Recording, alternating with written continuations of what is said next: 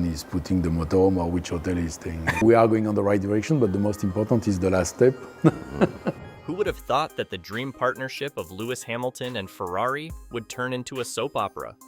The Saudi Arabian GP was the disaster that makes you wonder if someone accidentally built the SF25 with IKEA instructions. To improve where we were a bit weak this season and to fine-tune this. Yeah. And Fred Vasseur didn't hold back, delivering his disappointment on Lewis Hamilton. This isn't what I imagined when Hamilton joined Ferrari. Instead, we're left with a frustrated Lewis, a furious Fred, and a fan base wondering if this fairy tale has already gone sour. There wasn't 1 second, no. Lewis Hamilton's weekend in Saudi Arabia was a wake-up call that's now echoing throughout the Formula One world. Come alive for you in that second stint towards the end there. Was there a point where you did feel comfortable in the race today? After barely scraping into Q3 and putting in one of his worst laps in recent memory, Hamilton's struggles with the Ferrari SF25 have reached a boiling point. And what's more shocking than his underperformance on track is how candid he's been about it. His post-qualifying comments is nothing short of explosive. I know yesterday you were saying to us you needed some magic, or I think there's a quote saying you said you needed a brain transplant to get on top of this car, but Hamilton admitted he feels like he needs a brain transplant just to keep up with the car. A brutally honest and unsettling statement from one of the greatest drivers in the sport's history. No, I didn't discuss with Lewis that, but it was a bit up and down. It's not that he was always out of the pace, but let me discuss with him first. But it's not just Hamilton feeling the heat. Fred Vasseur, Ferrari's team principal, didn't hold back in his assessment. Though he avoided direct blame, his words carried weight. Hamilton needs to adapt, and fast. So I'm sure that Mercedes and Red Bull will be back, McLaren will be still there, and it means that we have to... At Ferrari, there's no grace period, no luxury of time. The team demands results immediately, and the pressure is mounting from every angle. Fans are restless, the media is circling, and the bosses at Maranello are clearly not happy. I don't know. Clearly the car is capable of being P3, so Charles did a great job today. The Saudi Arabia GP was supposed to be a turning point. After a rare glimmer of hope in Shanghai, Ferrari fans were bracing themselves for a strong showing in Jeddah. Instead, what they got was more of the same. Hamilton struggled to extract performance from the car, falling short once again in both qualifying and race pace. We are just trying to make the car the fastest possible, but once we are in qualifying, that you are pushing to the limits, that there's a tire preparation also in the loop, then things are not clicking for us at the moment. Meanwhile, Charles Leclerc was calm and composed, outpacing Hamilton by over half a second in qualifying and finishing well ahead in the race. I'm really happy. I don't think there was anything to squeeze more out of the car that we have at the moment, and I was very pleased with the pace that we've shown once we were in free air on the first stint. This is where the story takes a sharp turn. The gap between Hamilton and Leclerc isn't just measured in lap times anymore. It's psychological. Leclerc, with years of experience in Ferrari's machines, is comfortable and confident. I can't blame him for that. you don't have any idea why it's just not happening for you. No. Hamilton, on the other hand, is visibly frustrated, grappling with a car that doesn't respond to his legendary precision. And while the points gap between the two drivers may still be manageable, the mental gap is widening. Competitive car. Can both your drivers next year beat Verstappen, do you sense? Yeah, well, if you have a look this season, I think Charles scored the biggest number of points after Monza or something like this. I mean that. Ferrari didn't bring Hamilton in just to fight for midfield positions. They brought him in to lead, to inspire, to win. We had a tough journey around June, July, and as a team we were able to react and to react quickly, and this is encouraging for the future. The SF25, however, seems determined to make that impossible. Unpredictable at the rear, prone to understeer when it should grip, and oversteer when it should be planted, the car is the antithesis of what Hamilton needs. Even with upgrades to stabilize the floor and improve grip, the issues persist. Hamilton's frustrations are now spilling over, and for good reason.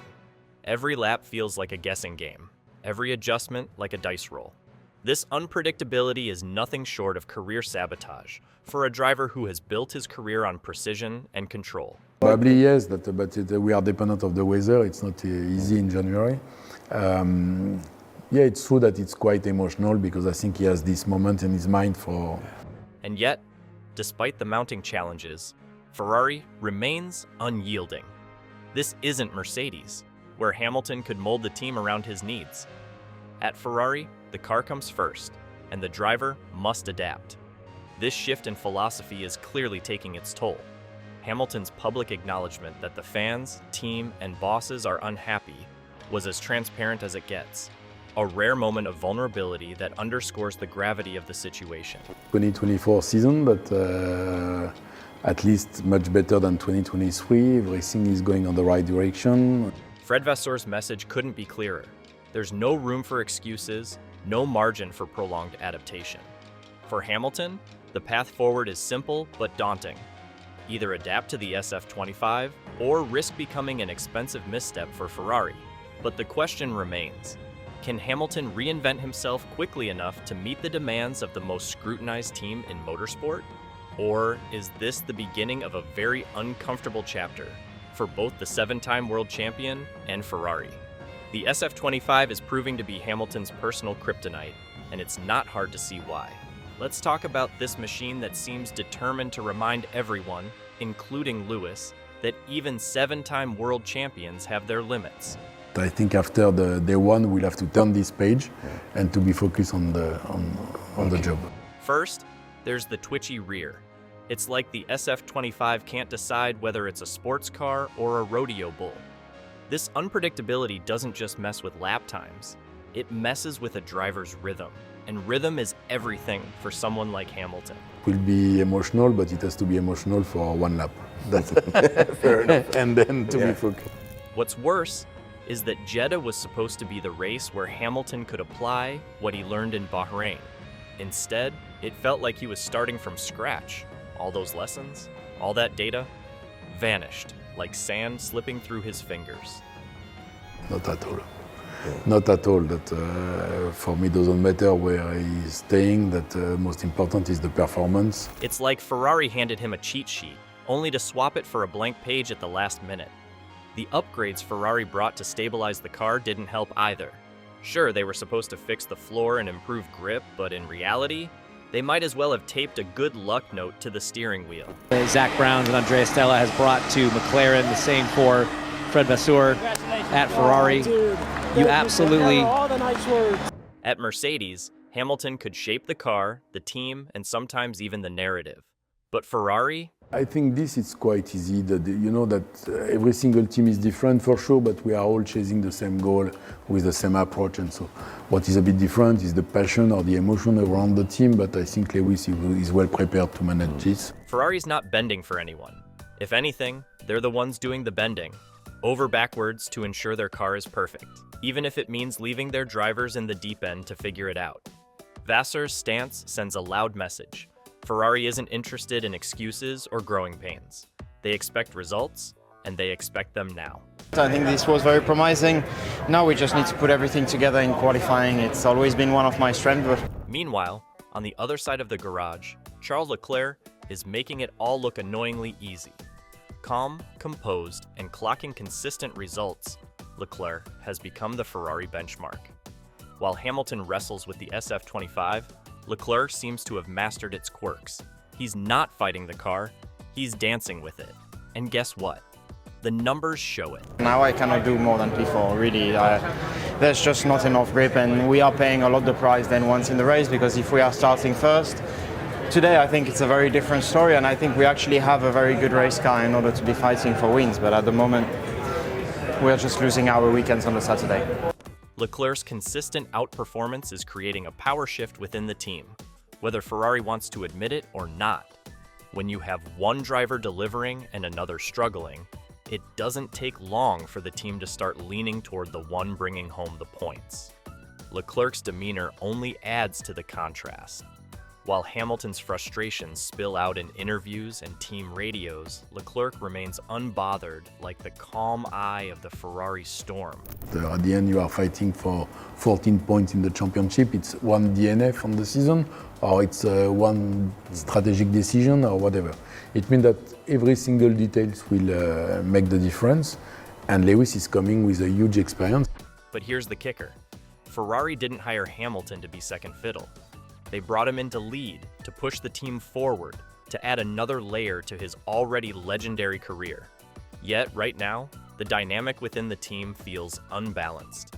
Leclerc is the reliable workhorse, and Hamilton is the wild card, struggling to find his footing. The team has the right approach, the good focus, and I'm pleased with the situation. This raises a tough question. Is Ferrari already starting to build around Leclerc instead of Hamilton? If you're the team principal looking at the scoreboard, it's hard not to see Leclerc as the safer bet. And if that's the case, where does that leave Hamilton? The very idea of the 7-time world champion playing second fiddle would have been unthinkable a year ago, but here we are. Let's talk about something Lewis Hamilton doesn't do often: spill the tea. Recently, Hamilton openly admitted that fans, the team, and even Ferrari's bigwigs are less than thrilled with how things are going. It's rare to see him wear his heart on his sleeve like this. Usually, he's the poster child for cool confidence. So, when he says something this candid, you know it's serious. And Lewis is coming with a huge experience, as you said, a huge experience of championship, of the background from Mercedes, or let's say certitude on himself, and this will help the team to continue to grow up and to... When Hamilton joined Ferrari, it was supposed to be a match made in motorsport heaven. The red car, the prancing horse, the 7-time champion, it was the stuff of F1 dreams. He wasn't just there to win races, he was there to etch his name alongside Ferrari legends like Schumacher and Lauda. And let's be real, this isn't just about race results. This is about legacy. Hamilton's move to Ferrari was a high-stakes gamble. He didn't come here to be another footnote in Ferrari's history. He came to be the headline. But if this partnership keeps floundering, his reputation as one of the greatest drivers of all time could take a hit. Everybody, all the world is exciting, and for sure the mechanics are also exciting, but because it's also always exciting to have someone who is a... Ferrari, for their part, may have underestimated what it takes to integrate Hamilton into their notoriously rigid culture. This isn't Mercedes, where Hamilton had years to shape the team around him.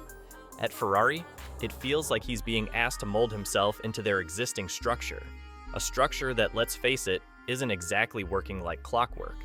So, where do we go from here? The upcoming races are make or break for Hamilton and Ferrari. Will they finally unlock the SF25's potential? Or are we just going to see more of the same head-scratching, tire overheating chaos? Like this video and subscribe to the channel because this showdown has just started.